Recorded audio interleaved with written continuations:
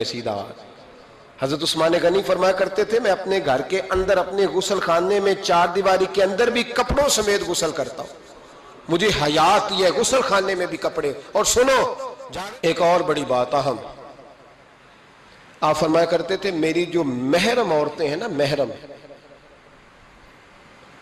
پھپھی خالہ، میری جو محرم عورتیں ہیں، فرمایا کرتے تھے میں نے کبھی ان کے بھی چہرے آنکھ بھر کے نہیں دیکھے، ان کے بھی چہرے کبھی میں نے آنکھ بھر کے نہیں دیکھے۔ جو میری محرم عورتیں ہیں پھپھی خالہ، فرماتے تھے ان سے بھی جب بات کرتا ہوں تو میں چہرہ جھکا کے۔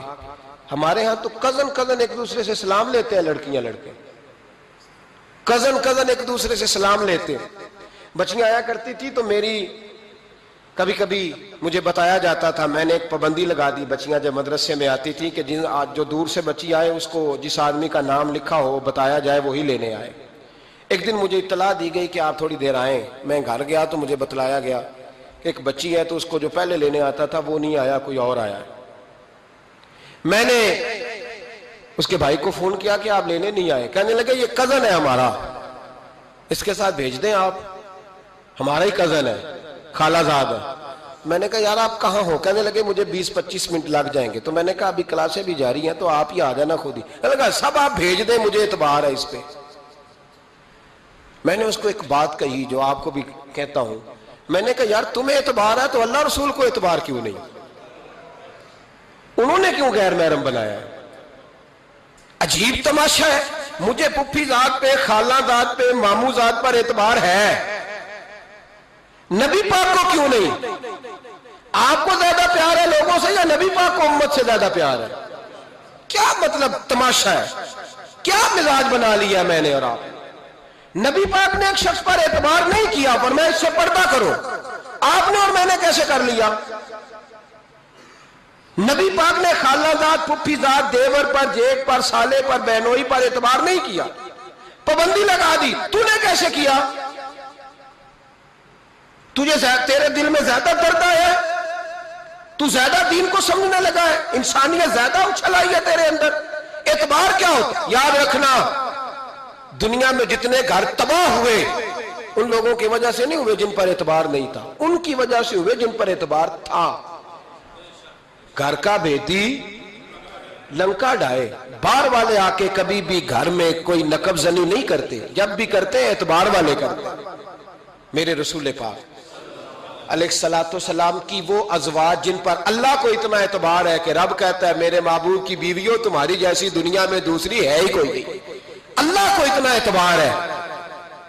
لیکن ایک نابینا صحابی آئے تو حضور کی 2 ازواج بیٹھی تھی، تو نبی پاک نے فرمایا پردہ کرو۔ یا رسول اللہ وہ تو نابینا ہے۔ فرمایا تمہیں تو نظر آ رہا ہے نا، تمہاری آنکھیں تو کھلی ہوئی ہیں، حضور کو اعتبار نہیں تھا، بس کر دیں۔ سب سے بڑا ظالم وہ ہے جو کہتا ہے مجھے بیٹی پہ اعتبار ہے، وہ ظالم ہے، وہ اپنی بیٹی کے ساتھ ظلم کر رہا ہے۔ جو کہتا ہے مجھے اعتبار ہے، کالج جا رہی ہے، یونیورسٹی جا رہی ہے، اکیلے آ جا رہی ہے، مجھے اعتبار ہے، یہ ظلم کر رہا ہے بچی کے ساتھ۔ وہ تو بچی ہے، اس کا تو ذہن کمزور ہے، ہو سکتا ہے صاف دل ہو لیکن سامنے جو شیطان چوکوں میں گلیوں میں دائیں بائیں گھوم رہے ہیں وہ تو صاف دل نہیں ہے نا، وہ تو معصوم طبع نہیں ہے نا۔ تو بعض اوقات بڑے اچھے نفیس بچے بھی شیطانوں کا شکار ہو جاتے ہیں، خدا کا خوف کریں۔ حضرت عثمان غنی کی زندگی، حضرت عثمان فرماتے ہیں جو محرم عورتیں تھیں ان کی طرف بھی آنکھ بھر کے نہیں دیکھا، اس لیے کہ وہ خاتون ہے، میں مرد ہوں، میری حیا مانی۔ آج لوگوں کو شوق ہو گیا عورتوں کی مجلس میں دوڑ دوڑ کے جانا، وہاں بیٹھنا، وہاں وقت بتانا۔ پیرانے عظام کہتے ہیں کہ وہ درویشنیوں کے بیچ بیٹھے ہیں جی، باپ بیٹی ہوتے ہیں جی، مریدنی اور پیر۔ میں نے کہا کوئی نہیں ہوتے، اس رشتے پر استدلال ہے۔ اعلیٰ حضرت فرماتے ہیں واجب ہے پردہ پیر اور مریدنی کا، یہ پردہ واجب ہے۔ اگر کوئی شخص اس طرح بے پردہ بیعت لے گا، بیچ میں بیٹھے گا، تو اس کا تو مرید ہونا ویسے ہی حرام ہے، جائز ہی نہیں ہے۔ جو سارا دن تویز دھاگے کے لیے بیٹھا رہے اور بیویوں سے گفتگو کرتا رہے، خدا را۔ حضرت عثمان غنی رضی اللہ تعالیٰ عنہ کی زندگی میں جو باتیں ہمیں بہت زیادہ ملتی ہیں ان میں نفاست ہے، آپ کی حیا ہے، سخاوت ہے۔ ایک بات اور سن لیں، بڑا ستایا گیا حضرت عثمان غنی کو، پراپوگنڈے کیے گئے، آپ کے خلاف مہم چلی، عبداللہ ابن سبا نے بڑی مہم جوئی کی آپ کے خلاف۔ یہودیوں نے مسلمانوں کا روپ دھار کر بڑا آپ کو ستایا، تکلیفیں دی. جی آپ اپنے رشتہ داروں کو بڑا دیتے ہیں، فرمایا کرتے تھے جیب سے دیتا ہوں، مال خزانہ سے نہیں دیتا. حضرت عثمان غنی رضی اللہ تعالیٰ عنہ کو بڑا ستایا گیا. یہ واحد خلفائے راشدین میں خلیفہ ہے جن کا 40 دن پانی بند کیا گیا، کھانا نہیں آنے دیا گیا. لیکن کمال ہستی حضرت عثمان غنی کی. مولا علی جیسے شیروں نے جا کے کہا آپ اشارہ کریں، یہ جو آپ کے خلاف نکلے ہوئے ہیں تو ایک تلوار سے مار دیے جائیں گے. تو حضرت سیدنا عثمان غنی فرمانے لگے میں وہ والا مینڈا نہیں بننا چاہتا جس کی وجہ سے مدینے کی گلیاں رنگین ہو جائیں. امن کا کعب خلافت چھوڑ دیں. فرمایا حضور نے کہا تھا اللہ تمہیں ایک قمیض پہنائے گا، لوگ اتارنا چاہیں گے، تم نے اتارنی نہیں. صبر سے، حوصلے سے، اطمینان سے. یہ وہ واحد ہستی ہے حضرت عثمان غنی جنہوں نے شہادت قبول کر لی لیکن تلوار نہیں چلنے دی، لوگوں کو ایک دوسرے کے گلے نہیں کاٹنے دی. وہ شخصیت ہے حضرت عثمان غنی کی. لیکن بڑا ستایا گیا، بڑا پراپوگنڈا. مجھے بتائیے اس کے بارے میں اللہ قرآن کی آیتیں نازل کر دے اور جس کے بارے میں مصطفیٰ کریم ایک بار نہیں تین بار جنت کی بشارت عطا کر دے. کوئی بندہ ہمیں تاریخ بتائے، حوالے دے، کہانیاں سنائے تو ہم اس کی کہانیاں دیکھیں گے یا نبی پاک کا فرمان دیکھیں گے؟ بولیں جا کے، بولیں جا کے. کسی کہانی پر کبھی بھی کان. بس ایک حدیث میں نے بڑی دفعہ سنائی ہے، پھر سناتا ہوں، ترمذی میں ہے. نبی پاک جنازگاہ تک گئے جنازہ پڑھنے.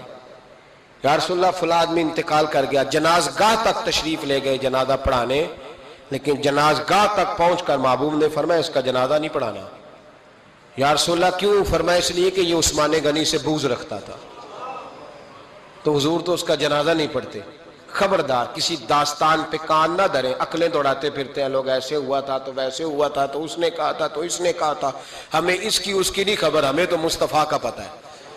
جو حضور نے جن کی شان بیان کر دی ان کی شان پر ہم کسی تاریخ کا حوالہ مزید ضرورت محسوس ہے. بس اپنی طبیعت میں سادگی اور صفائی پیدا کریں، سخاوت پیدا کریں، حیا پیدا کریں. یہ حسن ہے. اس حسن کو حضرت عثمان غنی نے تقسیم کیا ہے. اللہ سمجھنے کی توفیق عطا فرمائے. آخر دعوانا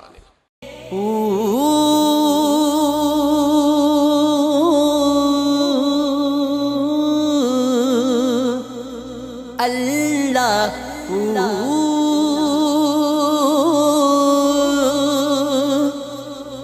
اللہ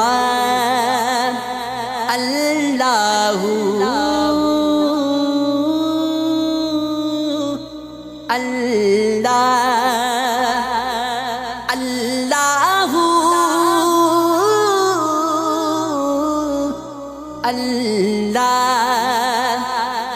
اللہ اللہ